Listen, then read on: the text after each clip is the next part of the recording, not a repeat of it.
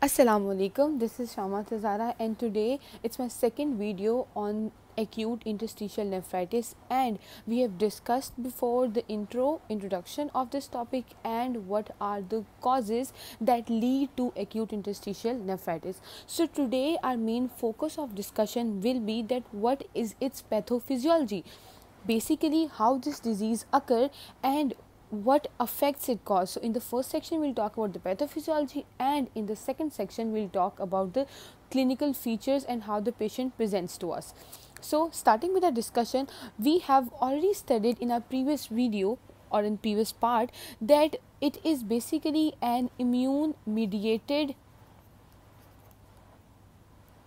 inflammatory disorder, right? So basically it's an immune mediated inflammation that occurs in this whole disease. So what will happen here, that within, now we talked about that interstitium is involved and renal tubules are involved. So what happens in this disease, that inflammatory cells, of course these are the main causative agent, or you can say the main person who are causing it. So inflammatory mediate, but more commonly you can say that inflammatory cells they infiltrate within the renal tubules and the renal interstitium, and what they do there is that they start destruction there and stimulate more mediators to cause further destruction. So I'll explain here that what they do there is that they cause stimulation of other inflammatory cells. How?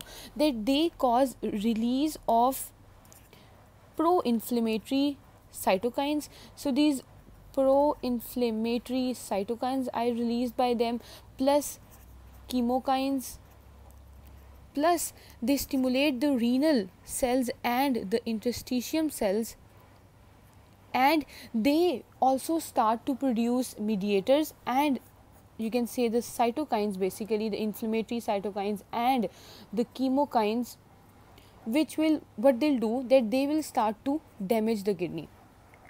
What will happen here is that damage to the kidney will start, kidney damage will occur, and as a result patient will present with the sign and symptoms related to acute kidney injury and more damages of that lead to acute interstitial nephritis. So basically this is the main theme of the whole disorder, that what is happening within it.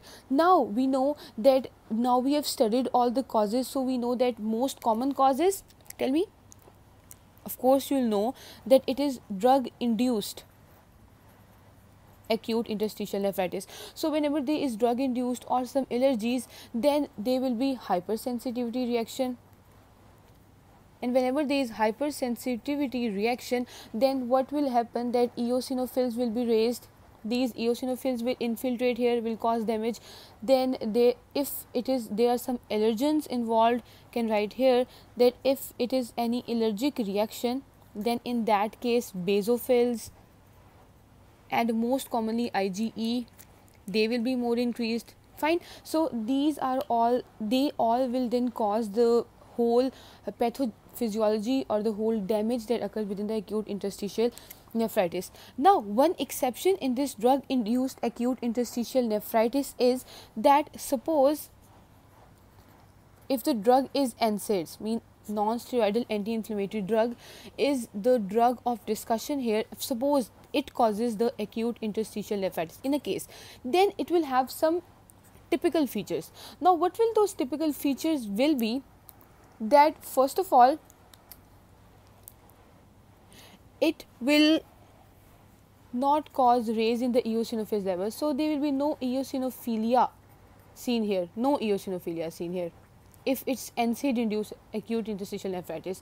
Of course when eosinophils will not present in the blood in high number, then eosinophilinuria will also be not present here.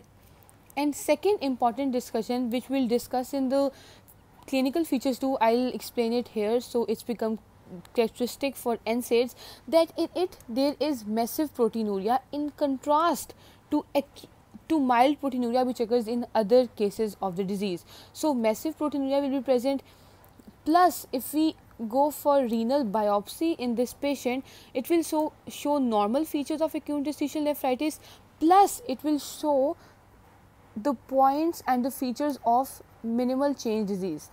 Now I'll explain you these all in more detail when we talk about the diagnosis and clinical features, but these are the main points if the patient is having NSAID induced acute interstitial nephritis. Now we have studied that in addition to drugs and allergens, there are infections.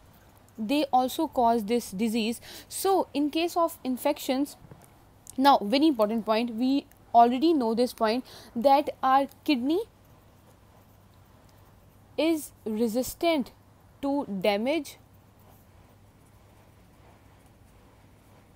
by the bacteria, or you can say more precisely by the infectious agents. Fine, but what happens that if infection is associated with any obstruction or any reflux, so whenever it is associated with obstruction or reflux, then what happens that in this stage this infectious agent can cause kidney damage. Fine. Now another point, that okay, damage has occurred, then what sort of damage will occur, that, and is it reversible or irreversible? Now very important point, that the damage is mostly reversible if the tubular, I'll write BM as basement membrane, if the tubular basement membrane is intact. Now very important, until and unless the basement membrane of the tubules is intact, the damage that is occurring to the renal tubules and to the interstitium, it will be reversible. But as soon as this basement membrane gets damaged, or there is some interstitial scarring that is occurring, or fibrosis, fine, or these tubules, they are undergoing atrophy, then in that case the acute, a very important point is just a distinction between acute and chronic interstitial nephritis, that if these changes are occurring, then in that case the acute interstitial nephritis is now converted into chronic interstitial nephritis. Fine. So these are all the features that cause chronic interstitial nephritis, and irreversible damage to the kidney occurs. So these are basically all the pathogenesis factors that are important in to understand the pathophysiology of acute interstitial nephritis. Fine. Moving on to our second important point, that is that okay, this is the whole pathophysiology, I have understood it, but now what will be the clinical features of this person, that how patient will present to us. Fine. So now our discussion is the clinical features.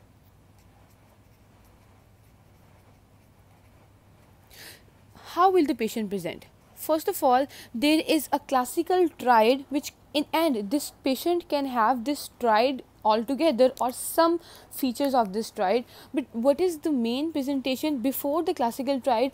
Patient, we have already studied in the pathophysiology that acute kidney injury has occurred.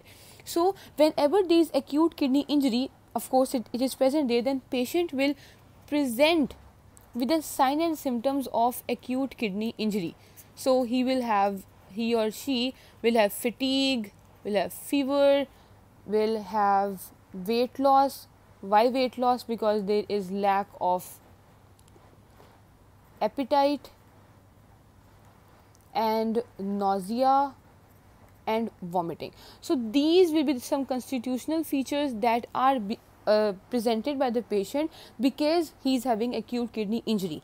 Second, we'll talk in clinical features. That second, I have talked to you about the classical triad.